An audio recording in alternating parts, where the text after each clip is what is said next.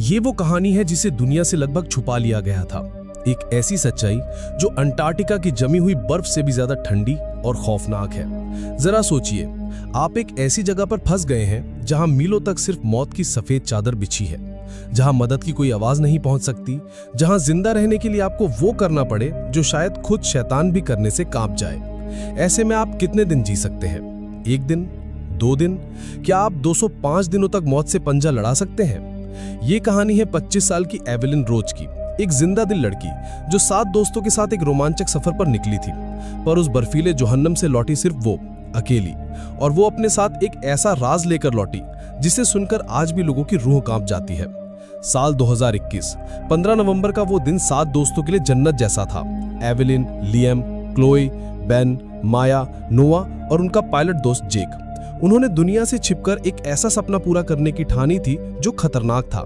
Antarctica की सबसे रहस्यमयी जगह द फैंटम ग्लेशियर को अपनी आंखों से देखना, जहां की कहानियां सिर्फ किताबों में थी, जहां जानने की हिम्मत किसी ने नहीं की थी।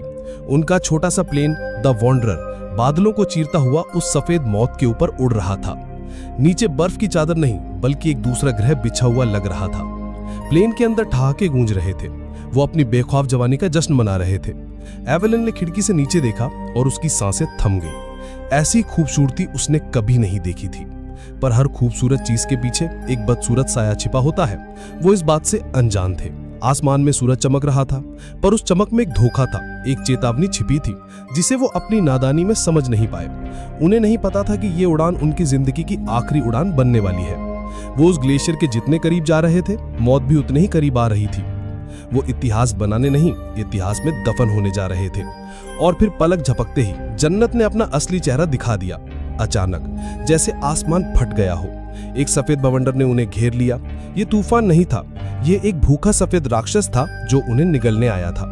द वॉन्डरर एक पत्ते की तरह हवा में कांपने लगा। हर तरफ से टूटने की आवाजें आने लगी। प्लेन के अंदर का जश्न एक पल में मातम और चीखों में बदल गया। हर कोई अपनी सीट पर उछल रहा था। धातु के मुड़ने की कान फाड़ देने वाली आवाजें। जेक पागलों की तरह प्लेन को बचाने की कोशिश कर रहा था, पर उस दैत्य के आगे वो बेबस था। खिड़की के बाहर अब वो खूबसूरत नजारा नहीं, सिर्फ एक सफेद अंधकार था। एक ऐसा अंधकार जो आंखों को अंधा कर रहा था, जो रूह को कंपा रहा था। एवेलिन ने लियाम का हाथ कसकर पकड़ लिया। उसकी आंखों में सिर्फ खौफ था। एक जोरदार दिल दहला देने वाला झटका लगा, जैसे प्लेन किसी पहाड़ से टकराया हो। और फिर गिरने का वो एहसास जब पता हो कि अब अंत निश्चित है। उसे अपने कानों में सिर्फ हवा की सीटी और दोस्तों की आखिरी दबी हुई चीख सुनाई दी। और उसके बाद एक खामोशी, मौत से भी ज्यादा गहरी और भयानक खामोशी। जब एवेलिन की आंखें खुली तो दर्द की एक लहर उसके पूरे शरीर में दौड़ गई। टूटे हुए प्लेन के मलबे के बीच वो अकेली थी जिसकी सांसें चल रही थी। उसके चारों तरफ खून और बर्फ का एक अजीब डरावना संगम था। उसके दोस्त जो कुछ पल पहले जिंदगी से भले थे, अब खामोश थे, हमेशा के लिए। वो इस सफेद कब्रिस्तान में अकेली जिंदा थी, और यही एहसास उसे मारने के लिए काफी था। जब हादसे के बाद की पहली बेरहम सुबह हुई तो एवेलिन को अपनी असली कैद का पता चला। मीलों तक सिर्फ एक अंतहीन सफेद रेगिस्तान था जहां जिंदगी का कोई निशान नहीं था। उसने एक एक करके अपने दोस्तों को देखा, उनके जमे हुए चेहरे, उनकी खुली आंखें। उसका दिल रोना चाहता था, पर उसके आंसू बाहर आने से पहले ही जम जाते थे। टूटे हुए प्लेन का कॉकपिट अब उसका घोंसला था, इस बर्फीले नरक में उसकी इकलौती पनाह। उसने खुद को घसीटा और जो कुछ भी बचाने लायक था उसे इकट्ठा करने लगी। कुछ प्रोटीन बार, एक जख्मी फर्स्ट एड किट और कुछ फटे हुए कंबल।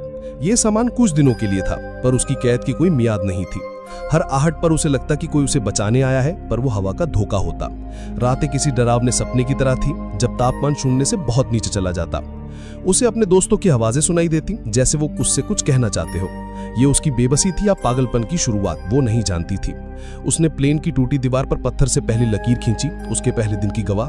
वो जानती थी कि उसे कोई ढूंढने नहीं आएगा, क्योंकि किसी को पता ही नहीं था कि वो कहाँ है। ये लड़ाई अब सिर्फ ठंड और भूख से नहीं थी, ये लड़ाई थी उस उम्मीद को जिंदा रखने की जो मर चुकी थी। हर पल उसे लगता कि वो हार मान ले और इस सफेद शांति में सो जाए, पर उसके अंदर कोई था जो उसे मरने नहीं दे रहा था, जो उसे लड़ने पर मजबूर कर रहा था। ये उसके जीने की इच्छा थी जो हर पल मौत को चुनौती दे रही थी। दिन बीतते गए और एवेलिन के पेट की आग तेज होती गई। प्रोटीन बार कब के खत्म हो गए थे, अब उसका दुश्मन सिर्फ ठंड नहीं, भूख भी थी। उसने बर्फ खाकर खुद को बहलाया, पर खाली पेट में वो तेजाब का काम कर रही थी। उसका शरीर एक ढांचे में बदल रहा था, उसकी आंखों के नीचे गहरे गड्ढे बन गए थे। और फिर उसकी नजर अपने दोस्तों के जमे हुए शरीरों पर पड़ी। उसके दिमाग में वो ख्याल आया जो इंसानियत का सबसे बड़ा पाप था। एक ऐसा ख्याल जिसने उसकी आत्मा को अंदर तक झकझोर कर रख दिया। क्या वो जिंदगी के लिए उस हद तक पार कर सकती थी जहां इंसान और जानवर में कोई फर्क नहीं रह जाता? कई दिनों तक उसके अंदर एक जंग चलती रही। एक तरफ उसकी इंसानियत थी, दूसरी तरफ उसका शरीर।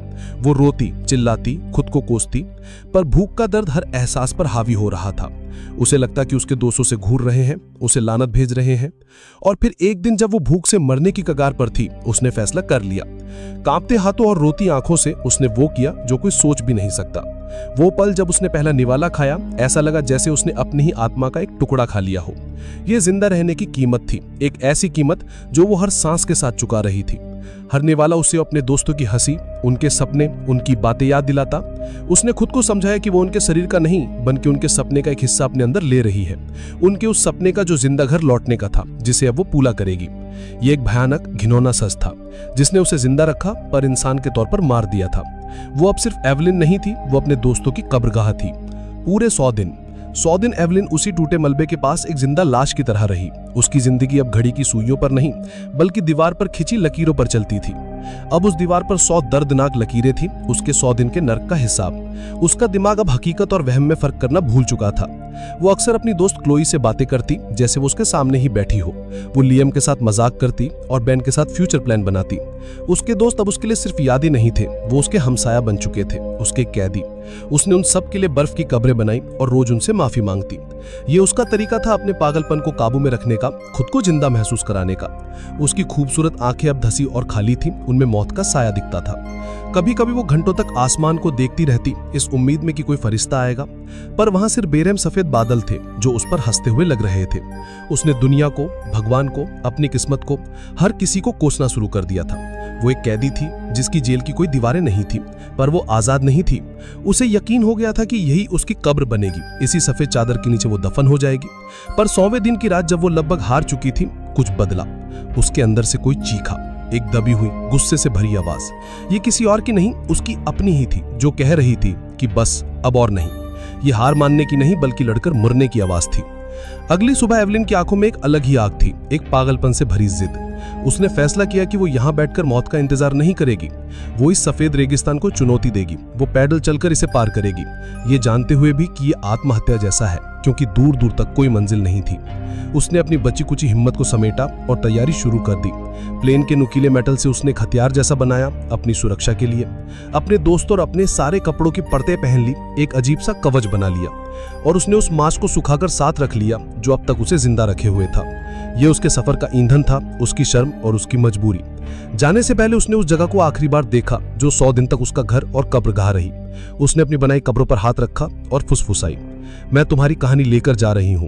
उसने प्लेन के एक टुकड़े पर कोयले से लिखा, हम साथ थे, एक अभी जिंदा है। और फिर एक गहरी सांस लेकर उसने उस अनंत सफेद समुद्र में कदम रख दिया। कंपास टूटा हुआ था, नच्चा था नहीं, और रास्ता सिर्फ मौत की तरफ जाता हुआ लग रहा था। पर वो चल पड़ी बिना किसी दिशा के, सिर्फ एक विश्वास के साथ कि इस सफेद दुनिया के पार एक दूसरी दुनिया है, जहां रंग है, जहां जिंदगी है। ये एक अकेली औरत की पूरी कायनात के खिलाफ एक जंग का ऐलान था। उसके कंधे पर सामान का बोझ था और दिल पर अपने दोस्तों की लाशों का। वो चल रही थी, हर कदम के साथ मौत को पीछे छोड़ने की कोशिश कर रही थी। एवलिन का अंतहीन सफर शुरू हो गया था। बर्फ पर एक दर्दनाक मार्च। हर कदम उठाने में उसे ऐसी तकलीफ होती जैसे कोई उसकी हड्डियों को तोड़ रहा हो। दिन में बर्फ की चमक उसकी आंखों को जला देती और रात की ठंड उसकी आत्मा को जमा देती। बर्फीली हवा चाबुक की तरह उसके चेहरे पर लगती। हर निशान एक नई कहानी कहता। अकेलेपन और पागलपन से बचने के लिए वो जोर जोर से बचपन की पोइते गाती। वो अपने दोस्तों के भूत से बातें करती, उनसे पूछती कि क्या वो सही रास्ते पर है। लियम का भूत उसे हिम्मत देता तो क्लोई का भूत उसे कोसता। कई बार वो बर्फ में गिरकर घंटों पड़ी रहती। उसका दिल कहता कि बस अब खत्म कर दो, पर फिर उसे अपनी माँ का मुस्कुराता हुआ चेहरा याद आता और वो फिर उठ खड़ी होती। अब समय उसके लिए कोई मायने नहीं रखता था। दिन और रात बस आते जाते थे। उसकी उंगलियां फ्रॉस्टबाइट से काली पड़ चुकी थी और पैरों में कोई हरकत नहीं थी। उसे अक्सर मतिभ्रम होता, कभी उसे दूर एक हरा भरा जंगल दिखता तो कभी एक शहर। ये इस बर्फीले रेगिस्तान का जाल था जो उम्मीद दिखाकर उसे तोड़ना चाहता था। वो जानती थी ये सब धोखा है, पर उसका दिल एक पल के लिए खुश हो जाता। एक दिन वो बर्फ की एक पतली परत पर चल रही थी और वो टूट गई। वो नीचे बर्फीले अंधारे पानी में जा गिरी। उसका शरीर एक पल में सुन्न हो गया। उसे लगा कि बस खेल खत्म। इस बर्फीले दैत्य ने उसे आखिरकार पकड़ ही लिया, पर अपनी आखिरी सांस लेने से पहले उसने अपनी पूरी ताकत से खुद को ऊपर धकेला। वो बाहर तो आ गई, पर अब वो मौत के और भी ज्यादा करीब थी। पूरी तरह से टूट चुकी एवलिन अब अपनी हिम्मत हारने लगी थी। उसका शरीर अब सिर्फ एक बोझ था जिसे उसकी आत्मा घसीट रही थी। वो अब चल नहीं रही थी, वो बर्फ पर रेंग रही थी, अपनी आखिरी सांसों को गिनती हुई। उसने अपनी आंखें बंद कर ली इस दर्द को खत्म करने के लिए। तभी बहुत दूर जहां आसमान और जमीन मिल रहे थे, उसे एक रोशनी दिखी, एक छोटी सी टिमटिमाती हुई रोशनी जो किसी तारे की तरह नहीं थी। पहले उसे लगा कि यह भी एक और धोखा है, मौत से पहले का आखिरी खूबसूरत वहम। उसने अपनी जमी हुई पलकों को ओढ़ा और फिर से देखा।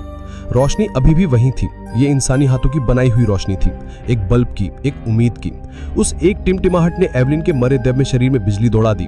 दोस्तों, अगर एवलिन की इस पागलपन और जिद की कहानी आपकी सांसें रोक रही है तो एक पल निकालकर इस वीडियो को लाइक और चैनल को सब्सक्राइब करें, ताकि मैं आपके लिए ऐसी ही रोंगटे खड़े कर देने वाली कहानियां लाता रहूं। अब एवलिन के पास जीने का एक मकसद था, एक मंजिल थी। उसे उस रोशनी तक पहुंचना था, चाहे उसकी जान ही क्यों न चली जाए। उसने अपनी वो ताकत इस्तेमाल की जिसके बारे में उसे खुद नहीं पता था कि वो उसके अंदर है। हर इंच घिसटना एक पहाड़ चढ़ने जैसा था, पर अब उसकी आंखों में मंजिल थी। वो जानती थी कि फासला बहुत ज्यादा है और शायद वो वहां तक कभी न पहुंचे, पर कई महीनों बाद किसी इंसानी चीज का निशान देखना उसे एक नई जिंदगी दे गया। वो रो रही थी, पर ये आंसू अब बेबसी के नहीं बल्कि एक आखिरी लड़ाई के थे। वो उस रोशनी की तरफ बढ़ रही थी जो जिंदगी और मौत के बीच का पुल था। दिन हफ्तों में बदल गए और वो रोशनी अब थोड़ी साफ नजर आने लगी थी। वो एक छोटा सा रिसर्च स्टेशन था, वीरान और खामोश, पर इंसानों का बना हुआ। एवलिन को अपनी आंखों पर यकीन नहीं हुआ। वो खुशी और दर्द के मारे चिल्ला पड़ी। मंजिल अब सिर्फ कुछ 100 मीटर दूर थी, पर यह फासला अब मीलों जैसा लग रहा था। उसका शरीर पूरी तरह से जवाब दे चुका था। उसके अंग एक एक करके काम करना बंद कर रहे थे। ये उसकी जिंदगी का आखिरी इम्तिहान था, आखिरी रेस। वो अब रेंग भी नहीं पा रही थी, वो बस अपने शरीर को आगे की तरफ धकेल रही थी।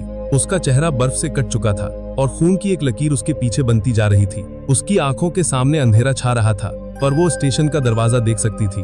उसने अपनी सारी यादों, सारे दर्द, सारे गुस्से को अपनी आखिरी ताकत बनाया। एक इंच, फिर एक और इंच। वो जिंदगी की तरफ नहीं बढ़ रही थी, वो उसे छीन रही थी। और फिर आखिरकार उसकी उंगलियों ने उस स्टेशन की ठंडी धातु की सीढ़ी को छू लिया। वो पहुंच गई थी, उसने कर दिखाया था। वो दरवाजे पर गिर गई और उसके मुख से सिर्फ एक शब्द निकला, माँ, और फिर वो बेहोश हो गई। उसकी 205 दिनों की यात्रा खत्म हो चुकी थी। 100 दिन मलबे के पास और 105 दिन इस अंतहीन सफर में।